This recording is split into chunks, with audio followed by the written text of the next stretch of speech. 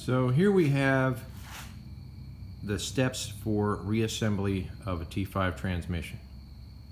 At this point, the main shaft and main gear train is already assembled and in the case. We have a Jeep shaft in this situation, a Jeep shaft that is ready to go in, and we have our fourth gear synchronizer.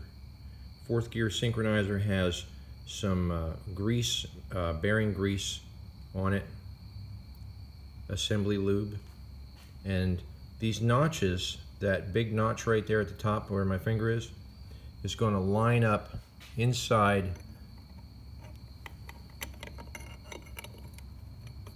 with a notch inside here. You'll feel it click into place. Just rotate it.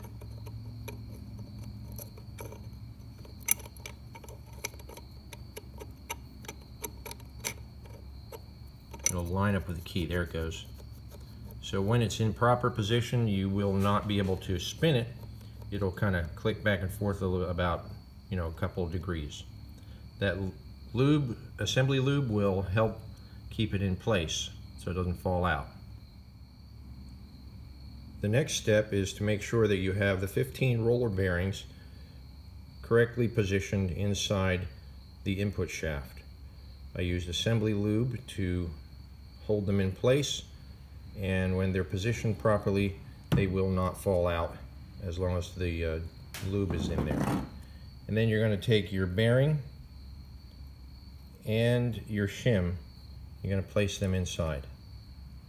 All of this must be, very clean. Then you're going to line up this cutout with the counter shaft, so it's sort of down and at the 7 o'clock position. And then you will slide this in position, and it will match up with the synchronizer. Using the same technique you used when you removed the input shaft, you're going to put a little downward pressure on this end of the transmission main shaft, and that lifts this, getting some of the pressure off of the counter shaft, and then this will slide the rest of the way inside. Now that it's in, you should be able to rotate and see that that cutout area comes to the top, and you're in. Okay, now we have to hold that in place by replacing the bearing retainer. Put in a new bearing retainer seal. That way you've sort of freshened up the transmission. Once you have the new seal put in, you'll want to put in the shim first, followed by the bearing race. Then you will slide this with the small notch at the 12 o'clock position. Slide it into place. You do not put sealant on it yet.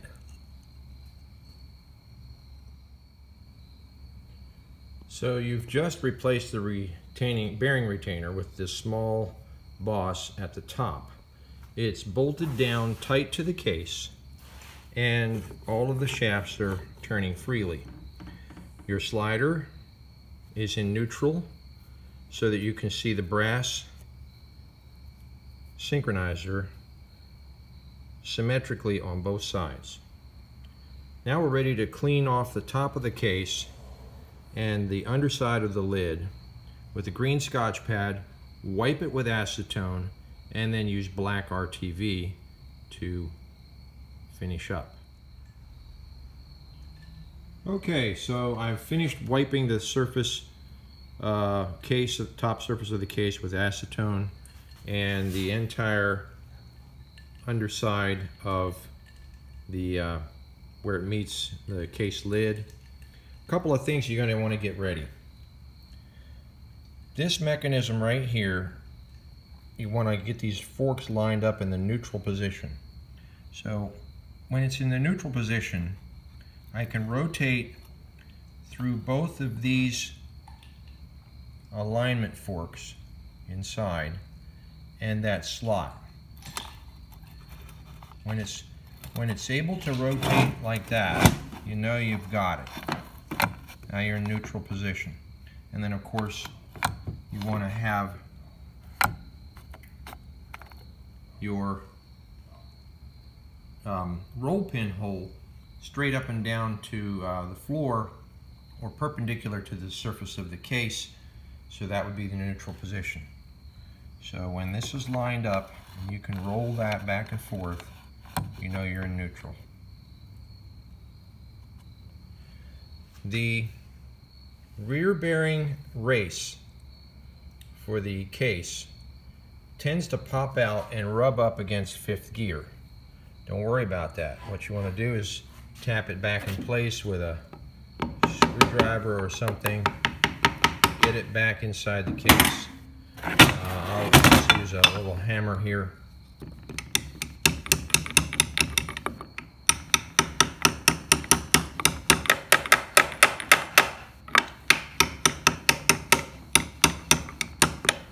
You want it back inside the case because that's where it is going to sit until you do the final adjustments. All right, we're going to spread some RTV on this and put it back together. There, I have the RTV ready, but I wanted to make one more comment.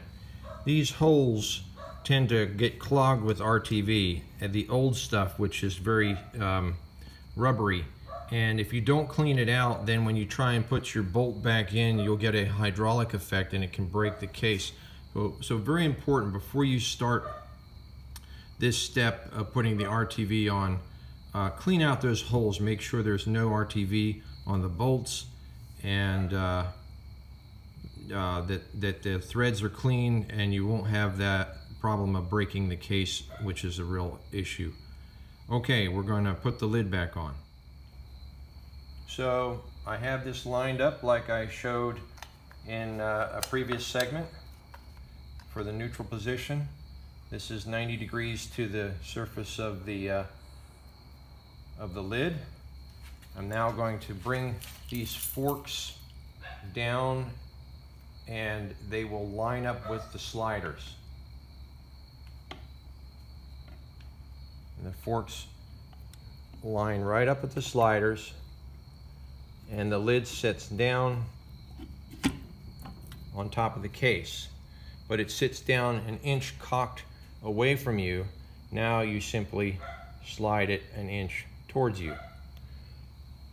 Try not to slide it back and forth too much or you'll work RTV into the holes. Now it's lined up. You should have this in neutral position, which is good. This is up at the pointing straight up. Now we're going to put our bolts in, and we have 10 of them. Put in the shoulder bolts first. That lines up the lid properly on the case, and you're going to hand tighten them in just a minute. Okay, so the case has been put back on with sealant. You're going to want to inspect all the sealant that's coming out along the edges. That's fine.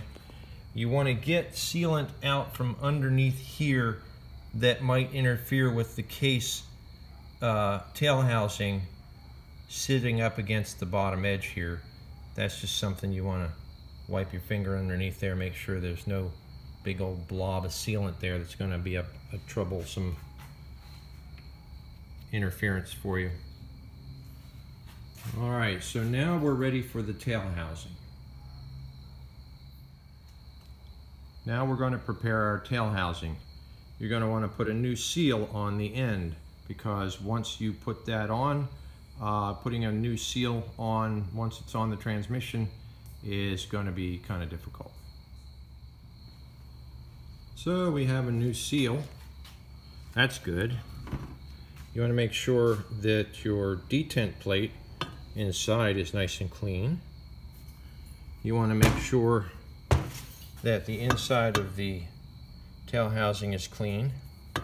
And then there's a space right down here. This is where you're going to have a bearing and a race.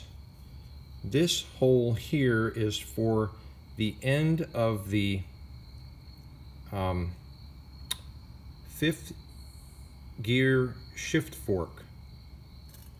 That end right there fits inside that hole.